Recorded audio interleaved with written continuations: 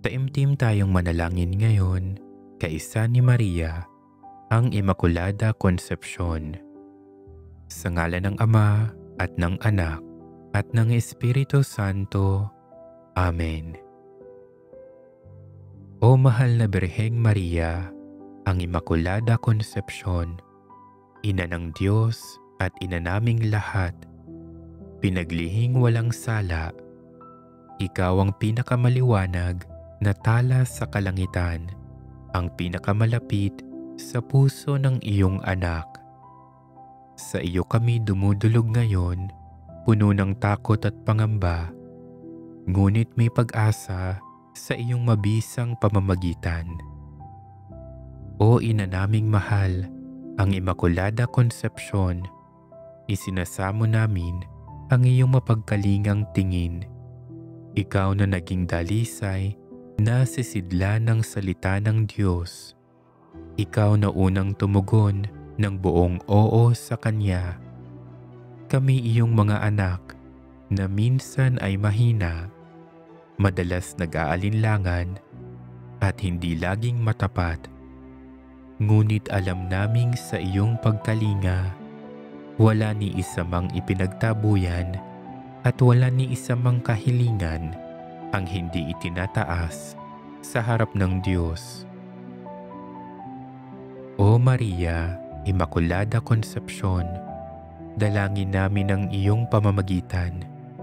Sa aming mga puso'y may mga lihim na hinanakit, may mga sugat na hindi mahilom, may mga pangarap na tila malayo, at may mga pangangailangang tila imposibleng tugunan. Ngunit sa iyo namin ito ipinauubaya, sapagkat alam naming walang imposible sa Diyos kapag ikaw ang aming kasama at tagapamagitan. Kung saan may sakit, idulog mo kami sa iyong anak, ang dakilang manggagamot, upang dumaloy ang kagalingan sa aming katawan at kaluluwa.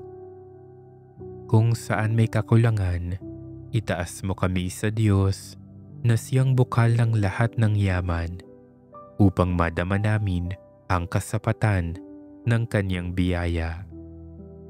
Kung saan may pangamba, ilapit mo kami sa Kanyang piling, upang lumukob sa amin ang kapayapaan na hindi kayang ibigay ng mundo.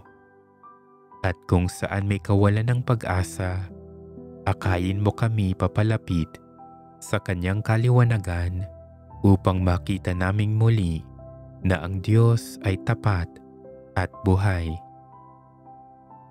O Immaculada Concepcion, habang kami nananalangin at nangangailangan ng himala, turuan mo rin kaming mamuhay na tulad mo.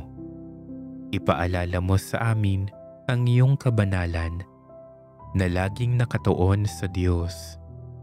Itanim mo sa aming puso ang iyong kababaang loob na marunong magtiwala sa Diyos kahit hindi nauunawaan ang lahat. Ibahagi mo sa amin ang iyong pananampalatayang matatag at hindi natitinag kahit sa gitna ng unos. Linisin mo ang aming puso at isipan upang tulad mo kami maging dalisay na tahanan ng Diyos. Turuan mo rin kami ng iyong pagtitiyaga sa panalangin na hindi sumusuko at patuloy na kumakatok sa pintuan ng langit. Ipagkaloob mo sa amin ang iyong pusong mapagmahal na handang umunawa, handang magpatawad, handang mag-alay ng sarili para sa kapwa, at higit sa lahat, ituro mo sa amin ang iyong lubos na pagsunod, ang iyong buong fiat na walang alinlangan, upang matutunan naming ipagkatiwala ang lahat sa kamay ng Diyos. O Maria, Immaculada Concepcion, ikaw ang kanlungan ng mga makasalanan at ina ng mga dukha. Sa iyo kami sumasamo. Ipanalangin mo kami ngayon at sa oras ng aming kamatayan. Huwag mo kaming hayaang maligaw ng landas. Huwag mo kaming hayaang mamatay sa kasalanan. Bagkus, sa iyong mga kamay, akayin mo kami sa daan tungo kay Kristo.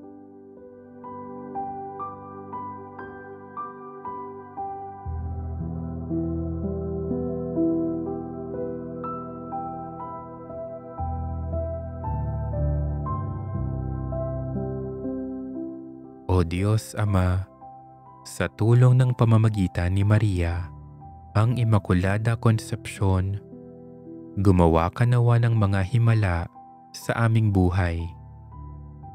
O Jesus, kaisa ng kalinis-linisang puso ng iyong ina, ipadama mo sa amin ang iyong walang hanggang habag. O Espiritu Santo, sa pamamagitan ng kadalisayan ni Maria, liwanagan mo ang aming isip at puspusin kami ng apoy ng iyong pag-ibig.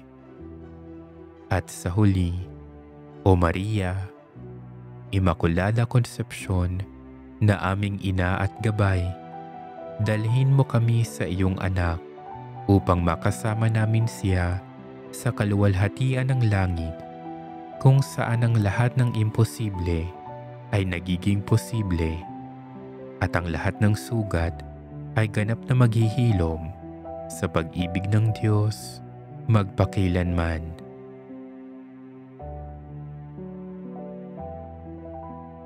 O mahal na Birhen ng Immaculada Concepcion, inang kaibig-ibig, pinasasalamatan ka namin sa biyayang ipinagkaloob sa amin ng Ama sa pamamagitan mo. Ipagpatuloy mo sana ang iyong paglingap sa aming buhay nang umiral sa aming piling ang mga kaugaliang Kristiyano, ang pagdarasal ng sama-sama, ang pagmamahalan sa bawat isa, at ang pagmamalasakit sa kapwa-tao. Sa aming pagdulog sa iyo, akayin mo kami patungo sa iyong anak nang lumalim ang aming pananampalataya, pag-asa at pag-ibig sa gitna ng kadilimang dulot ng kasalanan, pakundangan sa kalinis-linisang paglilihis sa iyo, alang-alang kay Kristong aming Panginoon. Halina't idulog natin sa ating Panginoon ang ating natatanging kahilingan sa tulong ng mga panalangin ng ating mahal na Birheng Maria, ang Immaculada Concepcion.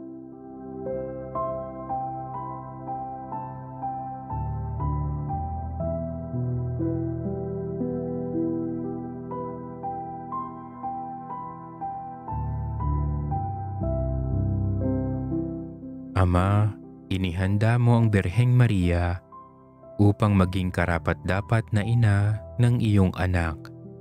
Ipahintulot mong sa pasimula pa'y makibahagi na siya sa kaligtasang hatid ni Kristo sa pamamagitan ng kanyang kamatayan at pinanatili siyang walang bahid ng sala mula sa sandali ng paglilihis sa kanya. Tulungan nawa kami ng kanyang mga panalangin upang mabuhay kaming walang sala sa iyong piling sa pamamagitan ni Hesukristo kasama ng Espiritu Santo magpasawalang hanggan. Italaga natin ang ating mga sarili ngayon at ang ating bayan sa Immaculada Concepcion, patrona ng bansang Pilipinas. O mahal na ina ng Diyos, lumalapit kami sa iyong kalinga habang sinasambit namin ang bawat kataga ng awiting ito na daang taon nang dinarasal ng simbahan ni Kristo. Humaharap kami sa iyo, aming kalinis-linisang ina. Kami na bumubuo ng katawan ni Kristo sa bayang ito ay naghahayag sa mga salitang ito ng aming pagtatalaga at paghahabilin, kung saan napapaloob una sa lahat ang pag-asa at agam-agam ng sambayanang Pilipino sa kasalukuyan. O ina ng sambayanang nagagalak na tawaging Pueblo Amante de Maria, bayang sumisinta kay Maria, batid mo ang lahat ng aming mga pagdurusa at pag-asa. Natatanto mo bilang ina ang mga tunggalian sa pagitan ng kabutihan at kasamaan, ng liwanag at kadiliman na ngayon ay hinaharap ng daigdig.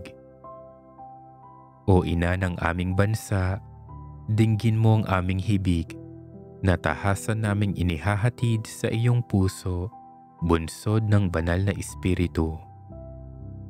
Yapusin mo ng may pagmamahal ng ina at lingkod ng Panginoon ang aming sambayanan at bansa na ngayon ay ipinagkakatiwala at itinatalaga namin sa iyo. Dahil hangad namin sa bawat isa at sa buong sambayanan ang isang mabuting buhay sa kasalukuyan at ang pagkakamit ng buhay na walang hanggan. O mahal na ina ng Diyos, lumalapit kami sa iyong kalinga. Huwag mo nawang tanggihan ang aming mga kahilingan sa aming pangangailangan. Mula sa pagkamuhi, karahasan, mga paglalaban-labang naghahati at sumisira sa aming bayan, ipag-adya mo kami. Mula sa paglabag sa buhay ng tao, lalo na sa buhay sa sinapupunan, ipag-adya mo kami. Mula sa paglapastangan sa karangalan ng mga anak ng Diyos, ipag-adya mo kami. Mula sa lahat ng uri ng kawalan ng katarungan sa lipunan, ipag-adya mo kami. Mula sa kahandaang labagin ang mga utos ng Diyos, ipag-adya mo kami. Mula sa kawalan ng pangunawa sa mabuti at masama, ipag-adya mo kami. Mula sa kasalanan laban sa banal na espiritu, ipag-adya mo kami. Hibik nami pakinggan, o mahal na ina ni Kristo, lakip nito ang aming pag-asa at mga pasanin, ang mga paghihirap ng bawat isa at ng buong bayan. Ipakita mong muli sa amin, sa kasaysayan namin bilang isang bayan, ang walang hanggang kapangyarihan ng pagliligtas, ang kapangyarihan ng maawaing pag-ibig. Puksa inawa nito ang kapangyarihan ng kasalanan at kasamaan sa amin. Baguhin nawa nito ang mga budhi ng bawat isa. O Maria, ina ni Jesus at aming ina, ikaw ang aming buhay, aming katamisan at aming pag-asa. Amen. Aba Ginoong Maria, napupuno ka ng grasya, ang Panginoon ay sumasa iyo. Bukod kang pinagpala sa babaeng lahat at pinagpala naman ang iyong anak na si Jesus. Santa Maria, Ina ng Diyos, ipanalangin mo kaming makasalanan, ngayon at kung kami mamamatay. Amen. O Maria, ipinaglihing walang sala, ipanalangin mo kaming sa iyo'y dumudulog. Sa ngalan ng Ama at ng Anak at ng Espiritu Santo. Amen.